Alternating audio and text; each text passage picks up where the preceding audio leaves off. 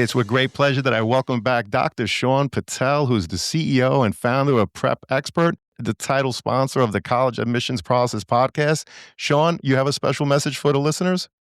Hey, John, I just wanted to mention for all the parents and students who are listening to this great podcast, we have a really special offer only for listeners of the College Admissions Process podcast for Prep Expert. So if your student is going to be taking an online SAT, ACT, PSAT course anytime soon, or is looking for one-on-one tutoring with top 1% tutors, head over to prepexpert.com. We offer live online courses for every college admissions exam.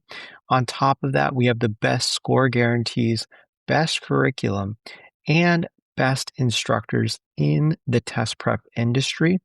And just for listeners of the College Admissions Process podcast, you can get 20% off any online SAT or PSAT or ACT course, as well as one-on-one tutoring. So you can get 20% off.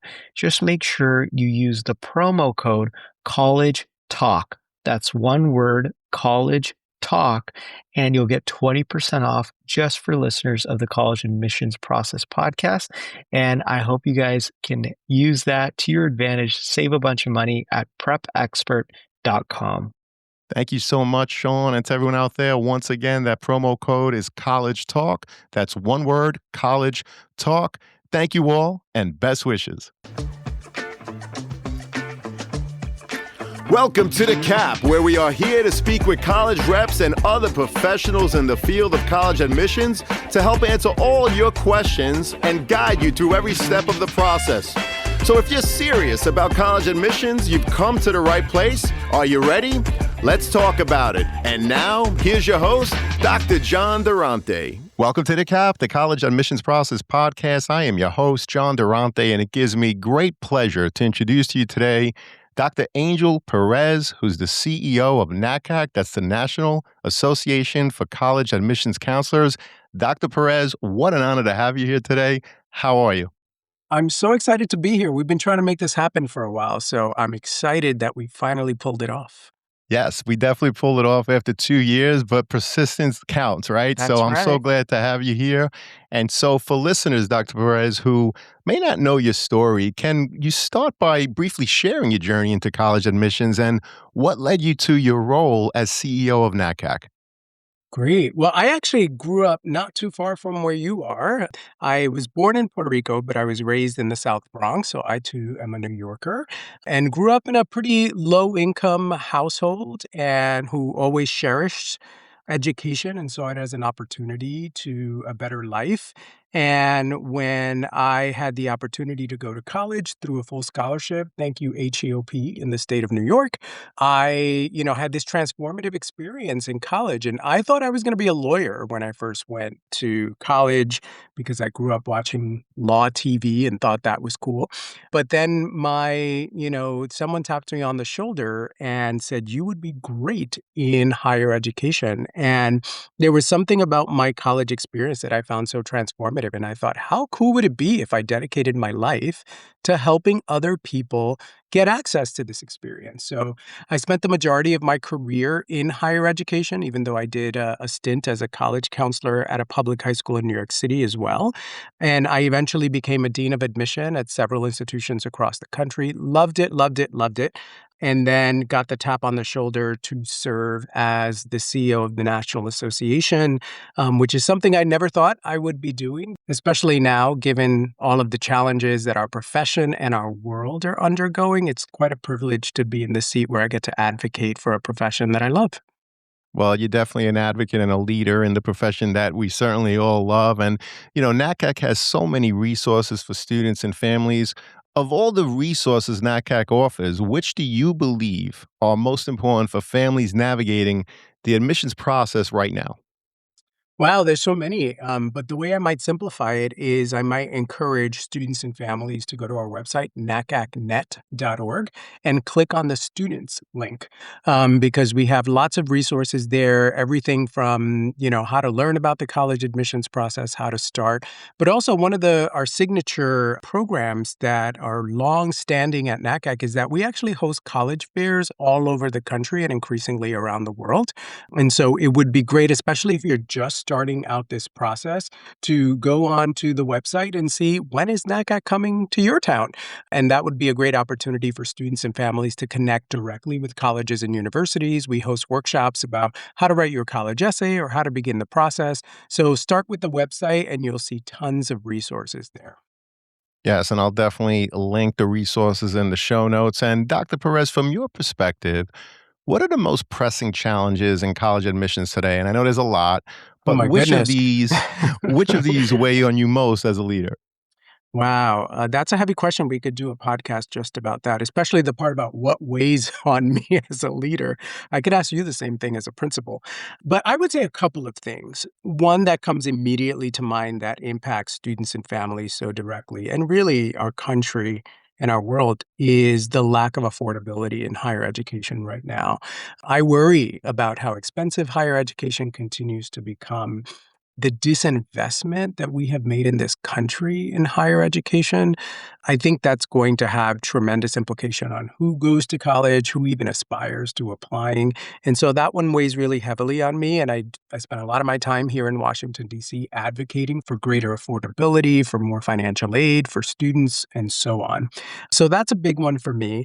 I think the second one is just something that really hasn't changed, and as much work as we try to do as a profession, we haven't moved the needle much, which is the complexity of the college admissions process. And you know this, John, you're in schools with students every single day, the level of stress that they are under, and the fact that this process is so confusing and so nuanced just adds so many different layers to student and family lives. And so I wish we could bring the pressure down a little bit. That's another one that keeps me up at night. But I will say that the other piece that keeps me up at night, and this is related to the professionals who do this work, are the extraordinary high school counselors and admission officers who do this work every single day under very limited resources. We still have high schools in the United States where one counselor will have hundreds and hundreds of students in his or her caseload. And that is not a recipe for success and individual attention for a student. So again, it's a disinvestment on the behalf of state and local governments. And then all you have to do is turn on the news and see the kind of challenges that our colleagues on college campuses are facing right now. And so I think admission officers, enrollment vice presidents, leaders on college campuses are facing so many challenges. And so what keeps me up at night is, how do we keep those individuals inspired, cultivated, and given the tools that they need to do the work so that they stay? Because their job is to cultivate the next generation of this country and world, right, through the talent that they build. And so it's so critically important. It's definitely important, and I would encourage everyone who's listening, who's in the field, to definitely go to the national conference at NACAC every single year. I've been there for the last three, and it truly is an inspiration to be together with thousands of like-minded people there to serve the many students. And you talk about the lack of affordability, which is so important. But Dr. Perez, many students, they attend schools with limited counseling resources. So how does NACAC help level the playing field for students who don't have access to robust guidance? I think a big part of what we do is actually something that most students probably will never see, and even some of our members. We do a lot of advocacy here in Washington, D.C., as well as with state governments, to try to make sure that they are prioritizing adding more resources to high schools, so that when high schools are making really difficult decisions about budgets, that cutting the budget for high school counseling offices is not on the chopping block.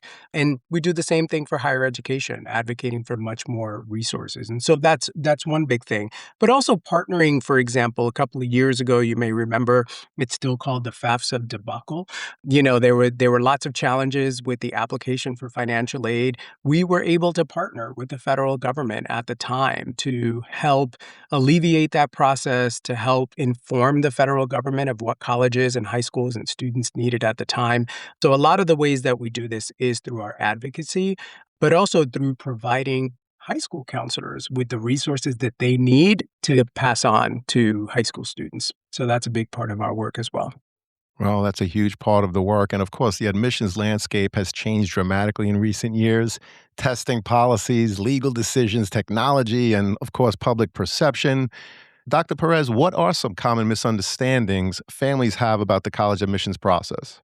There are so many misunderstandings. And, I think I want to say something that may sound counter to what you just said, because as you were speaking, everything that you just said is so true, so many changes. But I also think the more things change, the more things stay the same, right? That famous quote, in the sense that despite all of the things that have changed, there are some things that remain the same. And that is colleges and universities are passionate about bringing students to their campuses. The other thing that has not changed is that the majority of colleges in the United States still admit the majority of students that apply to colleges. So there is still an incredible amount of access, despite the fact that if you look at the news, you would think every college is so highly selective and it's going to be really, really difficult to get into. And the other thing that hasn't changed is colleges care so deeply about your story. And so while maybe testing policies have changed or, requirements have changed over time, colleges are still deeply committed to learning your story when you apply, to helping figure out whether you're a good fit for their institution. And so, my advice to families who might be listening to this is, yes, talk to your counselor about what some of the changes are, but know that your job is to do a good job in high school and to really come as your authentic self during the application process. Do the best you can. And then once you press send, let it go. Because what is for you and what is determined for you in your future, that's what's going to come back to you in the admissions process. Well, that's such a great point. And there's over 4,000 colleges and universities in the United States alone. And there's more than one college for each and every student. Oh my But not gosh, right. yes. But not every college is necessarily for you. So try to enjoy it as a family in terms of doing your research, finding your right fit. Don't just look at the top 25 and think, oh, okay, they're on the top 25, so I must apply to all of these schools. Someone on the podcast had a great quote. They said, if a student applies to Dartmouth and UPenn, that person didn't do their research because those two schools, other than the fact that they're Couldn't be more Ivies, are different. so different. Right, Yeah, so yeah, different in couldn't terms be more of different. academic programs, in terms of location and what have you. So, Dr. Perez, looking ahead, what's next for NACAC? Are there initiatives or priorities you're especially excited about that listeners should hear about? Wow, there's so many I'm excited about. One that I think is directly related to students and families is we are going to evolve our college fairs program. I think it's really time for us to rethink that model. It's something we're hoping to do. We've been working on it for the last several years and hoping to do a pilot sometime this fall, but really thinking of them as like college and career festivals. And notice that I put career in there, that I think our role now is to really help young people think through not just how am I going to make this next step into college, but also how is the world of work changing and evolving? And what are some of the things that I need to be thinking about as I choose a college or choose a major in order to find my best fit? And so, I'm really excited about the evolution of that program.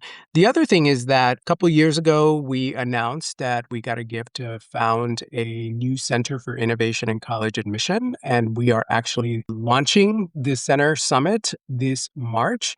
And so that center, and we just hired a new director this summer. We're super excited about it.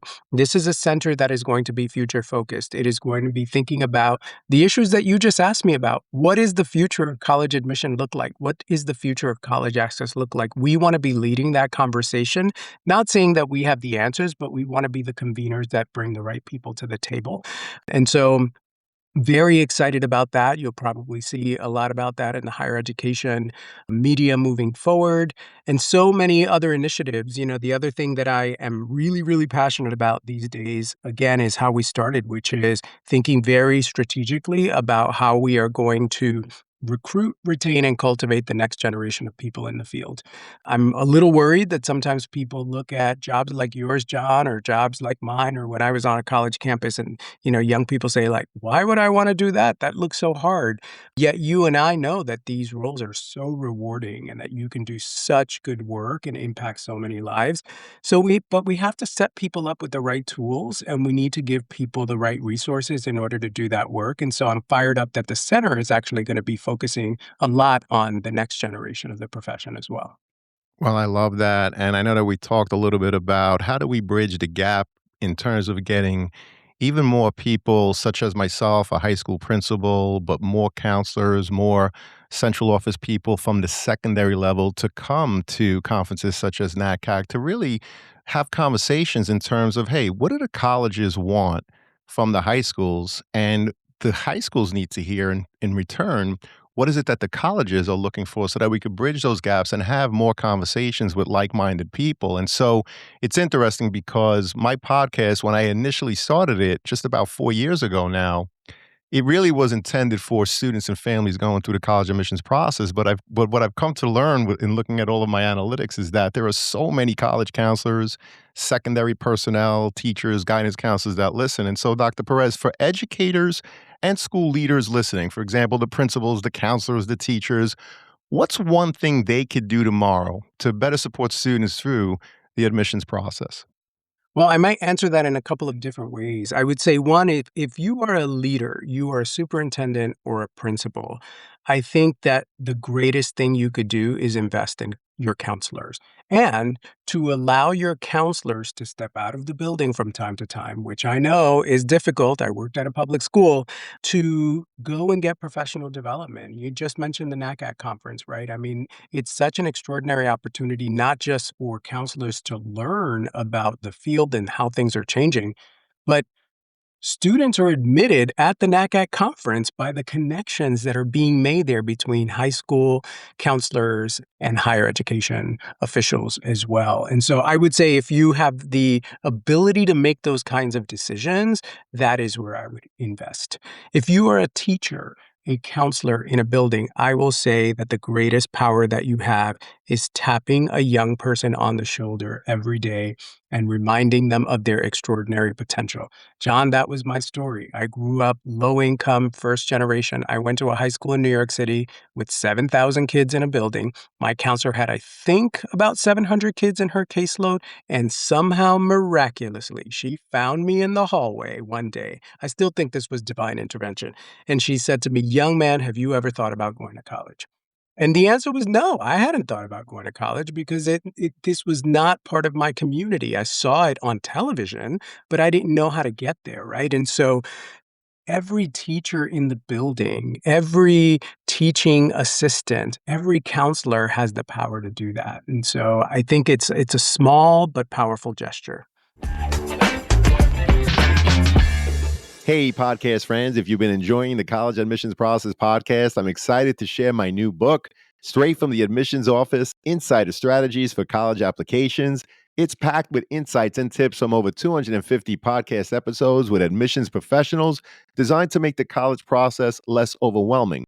Whether you're a student, parent, or college counselor, it's a valuable resource for navigating the admissions process. By grabbing a copy, you're also helping to support the podcast. The links are in the show notes. Thank you, and best wishes to all with the college admissions process.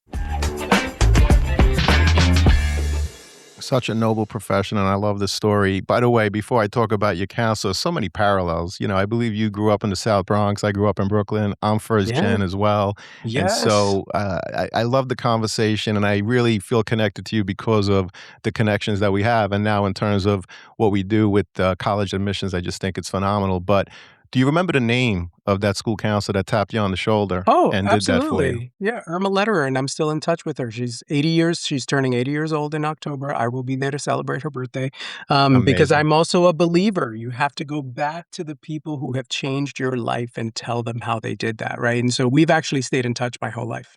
That's awesome. I just want to give her a big shout out, and I appreciate you sharing that story. And I And by also the way, want to she talk. lives in Long Yes, Island, not too far no from you. way. Yes, That's she's in awesome. Limbrook, so she's not too far. That's amazing. Well, big shout out to her and frankly all of the counselors because that's the work that we do in education, right? We really go into it because we do want to make a difference and help students and their families. And I also have to give a shout out to the NACAC conference because again, it is the best conference that I have ever been to. I've only gone three Wow. times so far. I was in Baltimore, in LA. Last year was Ohio. I really urge anyone to go to this conference that has any remote interest in helping students and learning about the college admissions process because not only are you there with approximately 7,000 like-minded people, the breakout sessions are second to none. And the keynote speakers, we've had Magic Johnson, Brene Brown, Yes. Jay Shetty. I mean, Yeah. oh my Some God, pretty the good best people. conferences. Yeah, they're awesome. And so, listen, this has been a phenomenal conversation, Dr. Perez. And as we approach the end of it, I always like to ask because I don't want to leave anything on the table. So, is there a question I didn't ask today, or frankly, a topic that just didn't come up yet that you'd like to share with our listeners now? Yeah, the only thing I would share, it's top of mind for me, and it's related to two things. One, the college admissions process doesn't happen in a silo. And right now, I think young people are more stressed than ever. The people who support them are more stressed than ever. You look at all the data, so much anxiety. And I would say, and I write about this, I wrote a book recently, which is about leadership. But the thing that's been on my mind so much lately is that whether you're a student, a high school counselor, a leader in education, taking care of yourself first is the only way you are going to thrive. It is the only way that you are going to make it forward. And so, the other thing that's really been on my mind is really trying to promote, if you will, self-care. I call it self-management, doing the inner work with as many people as possible because I've had my own burnout episodes. I'm sure you have. These are not easy times that we are living in. And so as you approach the college admissions process or as you approach, your work in this field, making sure that you are protecting yourself and doing everything you can to take care of yourself is critical. I always talk about it here in my office. I say, the flight attendants, when you get on the plane, they always say, Before helping anyone else, please put on your mask." And it's like a reminder. I'm on airplanes a lot, so I'm reminded like every other week. Yeah, I can't serve anybody else unless I help myself. So top of mind for me these days. Such great advice. And I'm glad you also mentioned your book, The Hottest Seat on Campus, which reflects your experiences and insights as a Dean of Admissions. Dr. Perez, for listeners who are in admissions or planning to pursue this work, what's one key lesson or takeaway from your book that you hope resonates with them? So I start that self-management chapter that I just talked about. There's a whole chapter about, learning how to manage yourself. And the quote that I start the chapter with is from a book called True North. And the quote says, "The hardest person you will ever have to lead is yourself." And then I go into why that is the case. And so I think the thing that people will take away from the book is not just about how to lead in crisis, how to be a good storyteller, how to choose the right job. But those are all things that I write about. But the chapter that's resonating the most is the last chapter, which is how do you manage yourself during a moment that is so uncertain when so many of these jobs as educators are just constant, right? Like there's never a moment to relax. And so the chapter really focuses on how you create boundaries for yourself, how you create routines, how to think differently about the way you work every single day. And so for me, I'm most excited about that chapter. And as I've been traveling around the country and talking about the book, that seems to be the chapter that has really hit home for most people. Yeah, well, that's great. The hardest person you will ever have to lead is yourself. Is yourself. Exactly. And in terms of, everything that we have to deal with in college admissions or even in the work that I do in a secondary school, at the end of the day, I think it's really important to know that I always hear this quote, you are the best person to lead who you once were. And so think of the Mm. students, think of the families. That's why we do the work that we do. And NACAC and your entire team are just so phenomenal. And I'm so grateful that you took the time to share your expertise with us. Unfortunately, Dr. Perez, it does lead us to that last question, which is if you could leave students and families with one guiding principle to help them approach college admissions with clarity and confidence, what would it be? I'm going to take you back to Shakespeare because you work at a high school. To thine own self be true. I think it's so critical for students to be their authentic selves and to not feel like they have to contort themselves or turn into something that they just naturally are not to please an admissions officer. Admissions officers don't want that, and it's not going to be good for you. And so, I used to always say to students when I traveled around the country and gave talks about college admissions, I would say, you probably don't want to go to a college that would turn you down for who you are, what you believe in, or your background, right? So the reality of the matter is you got to bring your true self to the process and know that the institution that is right for you will respond affirmatively. Well, I love that. And I really got to tell you, I love talking to you because you are your authentic self. What you see is what you get. You're the coolest guy I know, man. You're just so awesome. And again, I am so grateful that we had you here, wishing you continued success with everything that you do for NACAC, for students, families, for counselors, you name it. You're a class act angel. And again, thank you so much for this time today. Thanks for having me, and I'll see you in Minneapolis for our conference this year. I will be there for sure, and I'm bringing a group of people with me, so looking forward to having another great time. You're awesome. Thank you so much. And to everyone out there, good luck with the college search. Take care all, and best wishes. Thank you for joining us on this episode of the CAP, the College Admissions Process Podcast. We hope you enjoyed the show. If you did, please don't forget to tell a friend and follow us on Facebook, Instagram, Twitter, and wherever you listen to your podcasts. I am your host, John Durante, and I look forward to seeing you on the next episode of the CAP. Thank you for listening to the College Admissions Process Podcast presented by Prep Expert. Prep Expert offers live online SAT and ACT courses with the best score guarantees, instructors, and curriculum. Go to prepexpert.com to guarantee your child's success.